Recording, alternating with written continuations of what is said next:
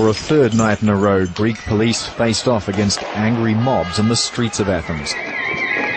More than 100 people have now been arrested or detained for questioning. Blame is flying in all directions. The police have been criticised for being ineffective in ending the violence. The government is condemning those behind the rioting.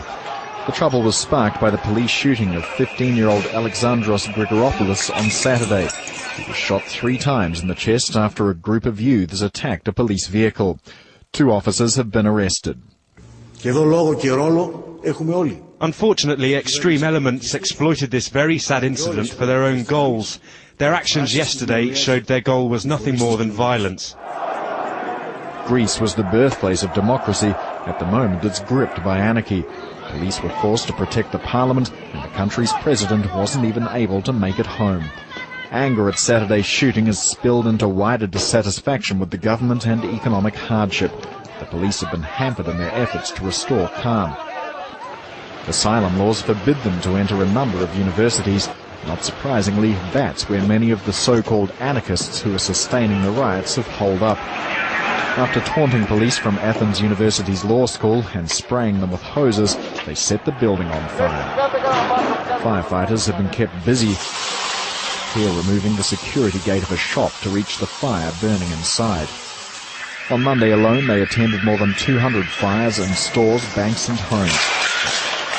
The district office of the ruling New Democracy Party was also hit by a small bomb. Not even the Christmas tree in the capital's Syntagma Square was spared, set ablaze during Monday night's violence. No one can remember a festive season quite like this. Paul Allen, Al Jazeera. Anarchy in the birthplace of democracy. The setting sun marked the start of Athens' 3rd consecutive night of violence, and locals say it's most destructive in memory. It started in front of the country's parliament, where rioters taunted police, calling them murderers and pelting them with debris. The police responded with tear gas, lots of it. But it didn't stop some from torching buildings and other public property. That was the city's Christmas tree.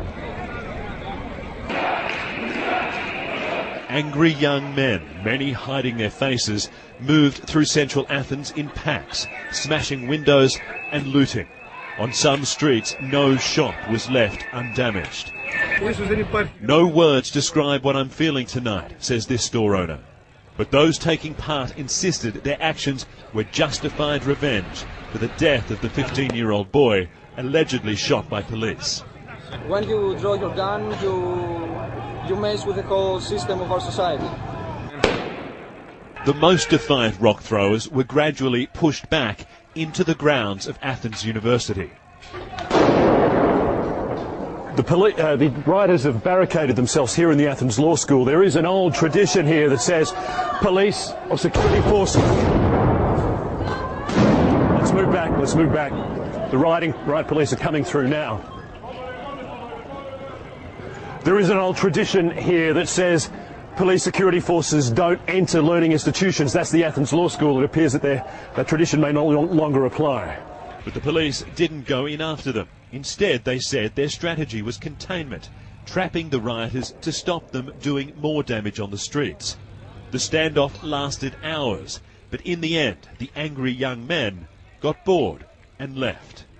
Throughout the riots, other people placed candles and messages on the spot where the 15-year-old boy died, stopping to reflect on what has happened to their city and whether it can be fixed. Bill Black, CNN, Athens.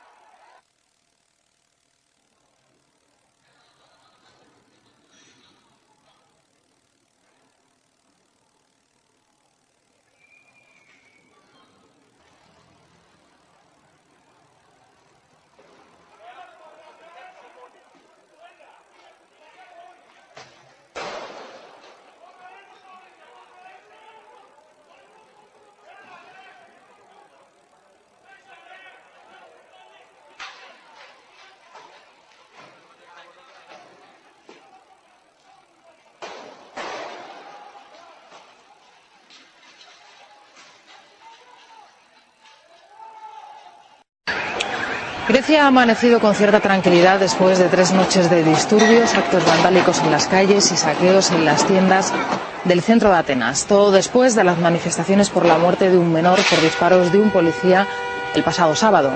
El primer ministro griego, Kostas Karamanlis, ha pedido hoy la condena unánime y el aislamiento para los causantes de los disturbios violentos en Grecia, al tiempo que ha prometido justicia por la muerte del joven.